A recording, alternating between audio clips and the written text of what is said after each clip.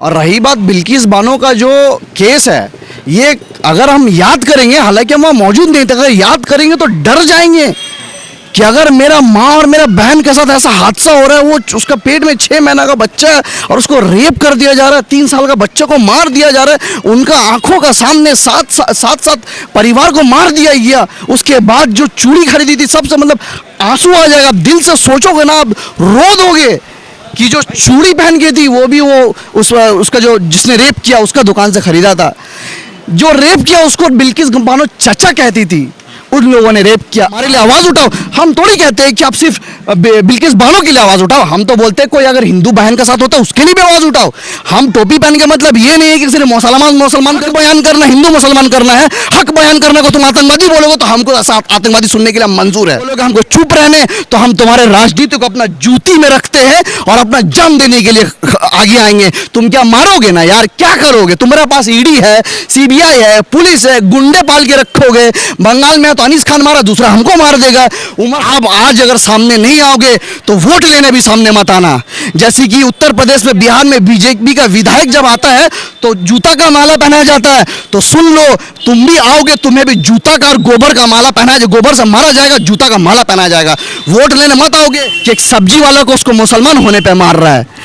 कुछ दिन पहले जब हिजाब का मसला हुआ, कर्नाटका में एक मंदिर के बाहर एक चचा तरबूज वाला तरबूज बेच रहा है, उसको तुमने मारा, उसका तरबूज फेंक दिया। से तुम्हारा देश प्रेमी साबित नहीं होता है। अगर देश को मोहब्बत करते हो तो हिंदू मुस्लिम एकता का बात करो, मुसलमान को मारने का बात मत करो, मुसलमान को काटने का बात मत करो। ना ये गीता सिखाता है, ना ये वेद सिखाता है, ना ये संविधान सिखाता है। अगर तुम्हारा बाप मोदी सिखाता तो बोल दो मोदी को बोलने के लिए कि हम मुसलमान को मारो, यही देश प्रेमी। हिम्मत है तो बोल दो, और तुम हमें सर्टिफिकेट मत दो। तुम्हारा सर्टिफिकेट को हम जूती में रखते हैं, चाहे हम वंदे मातरम बोले या ना बोले, जय श्री राम बोले या ना बोले, तो तुम हमको सर्टिफिकेट देने का तुम्हारा कोई अधिकार नहीं है। तुम जय श्री राम बोल के राम को बदनाम करते हो, वंदे मातरम बोल के तुम भारत को बदनाम करते हो।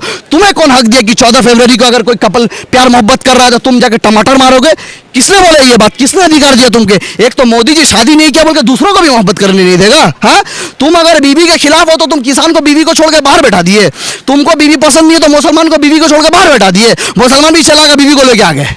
मैं मुसलमानों से कह रहा हूं बार बार कि तुम्हारा अंदर जो एक कीड़ा है ना, जो सदियों में एक बार जागता है फिर सो जाता है, ये कीड़ा को जगा के रखो।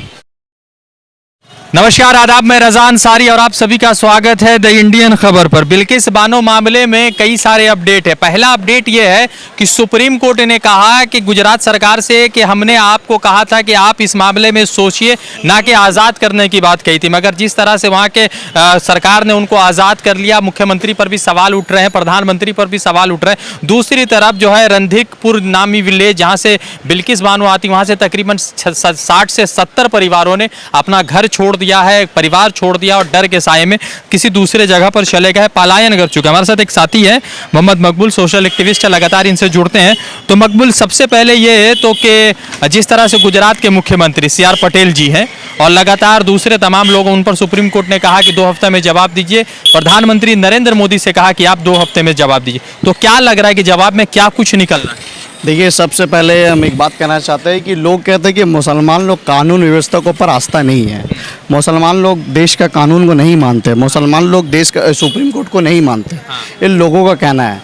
मैं कहना चाहता हूँ कि जिस कानून ने सज़ा दिया, जो जज ने सज़ा दिया, वो तो कानून का हिस्सा है। तो सज़ा के बाद फिर बरी कैसे हो गई? तो आप जवाब दो ना, कैसे माने? जो कानून खुद सज़ा दे रही है उसके बाद फिर निकाल भी दे रही है, तो ये आप सवाल यहीं पे जवाब मिल जा रहा है उन लोगों को कि ऐसा कानून को कौन मानेगा। और रही बात बिल्किस बानो का जो केस है, ये अगर हम याद करेंगे, हालांकि हम वहाँ मौजूद नहीं थे, अगर याद करेंगे तो डर जाएंगे कि अगर मेरा माँ और मेरा बहन के साथ ऐसा हादसा हो रहा है, वो उसका पेट में 6 महीना का बच्चा है और उसको रेप कर दिया जा रहा है, 3 साल का बच्चे को मार दिया जा रहा है, उनका आंखों का सामने साथ परिवार को मार दिया गया। उसके बाद जो चूड़ी खरीदी थी, सबसे मतलब आंसू आ जाएगा, दिल से सोचोगे ना, आप रो दोगे कि जो चूड़ी पहन के थी वो भी उसका जो जिसने रेप किया उसका दुकान से खरीदा था। जो रेप किया उसको बिल्किस बानो चचा कहती थी, उन लोगों ने रेप किया। आप एक बात बताइए, जो हिंदू भाई आज हमारे साथ रहते, क्या हमें डर नहीं होगा? क्या आज हिंदुस्तान में एक माहौल नहीं बना दिया गया कि डॉक्टर के पास जाएंगे, अगर वो नॉन मुस्लिम डॉक्टर है, हमें डर नहीं लगेगा कि वो हो सकता है मार दे? अगर आज हम कोई पाड़ा में 10 हिंदू है, एक मुसलमान है, उस रास्ता से गुजरने में क्या डर नहीं लगेगा? अगर ये बात हम बोलेंगे तो हमें देशद्रोही बोला जाएगा, हमें आतंकवादी बोला जाएगा, हमें बोला जाएगा ये देश से मोहब्बत नहीं करते। हिंदू भी तो देश का लोग है, हिंदू से डरते क्यों है? आज एक बात बताइए, जब बचपन में जब रामनवमी होता था तो जो भी हम लोग हिंदू पाड़ा से जाते थे, वो लाल कलर का झंडा यहाँ पे लगा हुआ रहता था, ओम बना हुआ रहता था, तो हमको लगता था कि भाई ये हिंदू का पर्व, वो रामनवमी बनाए, हम लोग ईद मनाते हैं, बकरीद मनाते हैं, शब बारात मनाते हैं, सब मनाते हैं, उनका ही पर्व है, दुर्गा पूजा, कोई प्रॉब्लम नहीं था। लेकिन अब जब कोई हिंदू पाड़ा से या कोई आरएसएस भगवा आतंकी पाड़ा से जब गुजरते हैं, जब वो लाल झंडा देखते तो डर लगता है, कहीं मुझे पकड़ के बोल ना दे, बोल जय श्री राम और बोल के काट ना दे। तो ये जो इतना गंदा माहौल बना दिया गया है, हालांकि ये बात सबको पता है, लेकिन आज मसला है बिल्किस बानो का। लेकिन हम सबको सोचना चाहिए, खास करके मैं हिंदुस्तान को कह रहा हूं, मैं कोई मुसलमान को नहीं कह रहा हूं, हिंदुस्तान को कह रहा हूं, खास करके मुसलमान को कह रहा हूं, क्योंकि तुम्हें धर्म के नाम पे टारगेट कर रहा है। ये लोग कहते हैं कि हम हिंदू मुस्लिम करते रहे, क्यों नहीं करेंगे यार? तुम मुसलमान को पकड़ के मारोगे, गाय का नाम पे मारोगे, घर वापसी का नाम पे मारोगे, योगी आदित्य मंत्री बोलेगा मुसलमान औरत को कब्र से उठा के रेप करेंगे, तो हम अपना कौम का लेकर आवाज उठाएंगे, तुम हमको बोलेगे हिंदू मुसलमान कर रहे। अगर हक बयान करना हिंदू मुसलमान करना है, हक बयान करने को तुम आतंकवादी बोलोगे, तो हमको आतंकवादी सुनने के लिए मंजूर है। सच बोलते रहेंगे, कयामत तक सच बोलते रहेंगे।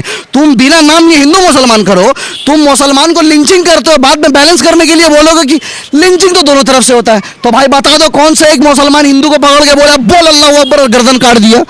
नहीं बोल सकोगे, क्योंकि ऐसा लिंचिंग नहीं हो। बैलेंस करने के लिए जबरदस्ती आप बोलोगे, दोनों तरफ से होता है, गलत बात है। आज मैं हाथ जोड़कर द इंडियन खबर का थ्रू में सबसे कहना चाहता हूं कि आप जैसे निर्भया का टाइम सड़क में आए थे, जब कटुआ में जो रेप हुआ था तब आए थे, उन्नाव में आए थे, हाथरस में, हर जगह जब आए थे, तो आज बिल्किस बानो का इंसाफ के लिए सड़क में आइए और पूरा दुनिया को एक पैगाम दीजिए। चाहे मोदी कुछ भी कर ले, जितना भी तानाशाही चला दे, लेकिन ये देश का जनता मोदी का जैसा सोच नहीं है। देश का जनता का सोच सेक्युलर है। देश का जनता सोचता है कि ये गंगा यमुना का मिलजुल कर रहने वाला सोच है। ये देश को, दुनिया को लगना चाहिए कि ये मुसलमान, हिंदू, सिख, ईसाई एक साथ रहते हैं। चाहे पॉलिटिकल पार्टी आएंगे, आपको बोलेंगे कि देखिए बीजेपी का साजिश है, बंगाल में कभी दंगा नहीं हुआ, हैदराबाद में कभी दंगा नहीं हुआ, ये लोग आपको आके बोलेंगे कि इनकी साजिश है, इनको, ये तुमको जाल में फंसा रहा है। मैं कहना चाहता हूं कि तुम राजनीति करते हो, हम कोई राजनीति दल से नहीं है, और नहीं हम कभी कुछ बोलते कोई भी राजनीति टिप्पणी करते, लेकिन तुम राजनीति में इस लेवल में मत पहुंचो कि जहां पे तुम जाके हमारे हुजूर की शान में गुस्ताखी करोगे और हम बर्दाश्त करेंगे। तुम हमारे माँ बहनों को रेप करोगे, हम बर्दाश्त करेंगे। अगर तुम इस राजनीति करके बोलोगे हमको चुप रहने, तो हम तुम्हारे राजनीति को अपना जूती में रखते हैं और अपना जान देने के लिए आगे आएंगे। तुम क्या मारोगे ना यार, क्या करोगे? तुम्हारे पास ईडी है, सीबीआई है, पुलिस है, गुंडे पाल के रखोगे। बंगाल में तो अनीस खान मारा, दूसरा हमको मार देगा। उमर खालिद की तरह यूएपीएल जेल में ना कर देगा, लेकिन हम अपना रब को तो मुंह दिखा सकेंगे कि हम किसी से पैसा लेके नहीं बोल रहे थे। मेरा ईमान था, हम अपना कौम के लिए, अपना बहन के लिए, अपना माँ के लिए, हम अपना कौम के लिए लड़ लेते। इंसाफ जिसको नहीं मिल रहा था उसको इंसाफ दिलाने के लिए लड़ लेते। कम से कम मेरा रब तो खुश होगा ना। मैं इन मुसलमान आलिम उलेमा को कहना चाहता हूँ, इस लीडरानों को कहना चाहता हूँ, जो निकलते तो उनका पीछे 10 लोग निकलते, उनका पीछे पूरा फौज होता है, कि आप आज अगर सामने नहीं आओगे तो वोट लेने भी सामने मत आना। जैसे कि उत्तर प्रदेश में, बिहार में बीजेपी का विधायक जब आता है तो जूता का माला पहनाया जाता है। तो सुन लो, तुम भी आओगे, तुम्हें भी जूता का और गोबर का माला पहनाया जाएगा, गोबर से मारा जाएगा, जूता का माला पहनाया जाएगा। वोट लेने मत आओगे। ये नेता लोग का ऐसा है कि 5 साल में एक बार हाथ जोड़ेंगे और 4 साल 364 दिन आपको हाथ जुड़वाएंगे। तो आपको हम लीडर बनाते, नेता बनाते, हमारे साथ खड़ा होने के लिए। खाली ये हिंदू मुसलमान बीजेपी को डरा के आप हमको वोट लोगे, ये एक चीज गलत है। आप हमारे लिए आवाज उठाओ। हम थोड़ी कहते हैं कि आप सिर्फ बिल्किस बानो के लिए आवाज उठाओ, हम तो बोलते हैं कोई अगर हिंदू बहन के साथ होता है उसके लिए भी आवाज उठाओ। हम टोपी पहन के मतलब ये नहीं है कि सिर्फ मुसलमान करते रहते, ये एक हकीकत है, ये सबको मानना पड़ेगा कि जुल्म मुसलमान के साथ उसका धर्म के आधार पर हो रहा है। आप एक बात बताइए, कोरोना का टाइम जब पूरा दुनिया परेशान है, हिंदुस्तान परेशान है, लोगों के पास खाने के लिए खाना नहीं है, रोजगार नौकरी तो भूल जाए, किसी के पास नहीं है, हालात इतना बुरे हैं, उस वक्त हिंदुस्तान में क्या किया गया कि एक सब्जी वाला को उसको मुसलमान होने पे मार रहा है। कुछ दिन पहले जब हिजाब का मसला हुआ, कर्नाटका में एक मंदिर के बाहर एक चचा तरबूज वाला तरबूज बेच रहा है, उसको तुमने मारा, उसका तरबूज फेंक दिया।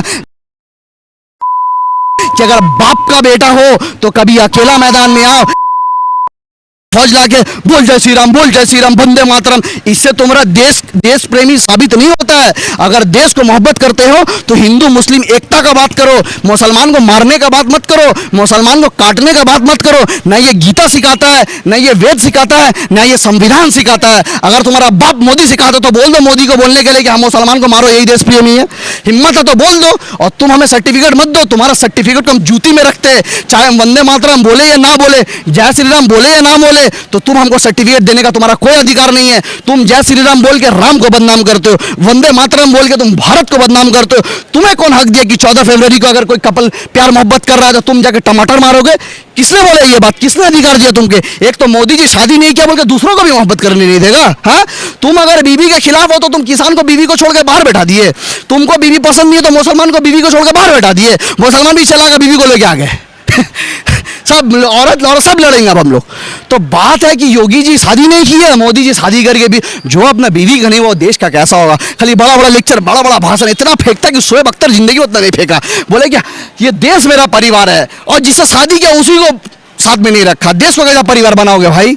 तुम ये बेवकूफ बनाना छोड़ो। एक सवाल ये है कि जैसे जिस गांव से बिल्किस आती है, रंधीकपुर नामी विलेज है, उस विलेज के तकरीबन 70 से 80 लोगों ने कहा कि हम इस गांव को छोड़ रहे हैं। फिर उसके बाद मतलब कि जो जस्टिस ने यूडी साल्वी ने कहा, फिर निर्भया के मां ने कहा कि इंसाफ नहीं हुआ, अपराधी। हालांकि भारतीय जनता पार्टी के कई सारे लीडर है, फडणवीस है, खुशबू सुंदर, उन लोगों ने भी कहा कि अपराधी है, जो स्वागत हुआ नहीं होना चाहिए। तो जो 70 लोग जा रहे छोड़ के, वो नहीं दिख रहा गुजरात सरकार को या ऋषिकांत CR पटेल को। देखिए, आपने जो ये बात कहा ना, फडणवीस का नाम, ये जो नेता वेता का नाम लिया ना, आपको पता है, ठीक है, आप एक पत्रकार, आपको पता है कि राजनीति में फॉर्मेलिटी निभाने के लिए बोलता है कंडेम दिस अटैक, ये बहुत गलत हुआ, ये सब नाटक बकचोदी नहीं चलेगा। अगर तुम्हें खराब लगा तो एक्शन लो, अगर गलत लगा तो उसको जेल भेजो, उसके ऊपर UAPA लगाओ। तुम उसके ऊपर UAPA नहीं लगाते हो, खाली हम खंडन करते हैं डिबेट में बैठ के। तो ये बेवकूफ़ी हमें मत बनाओ, हम बहुत समझदार हो चुके हैं। ये 2022 चल रहा है, ये वो जमाना नहीं है जो हम समझते नहीं है।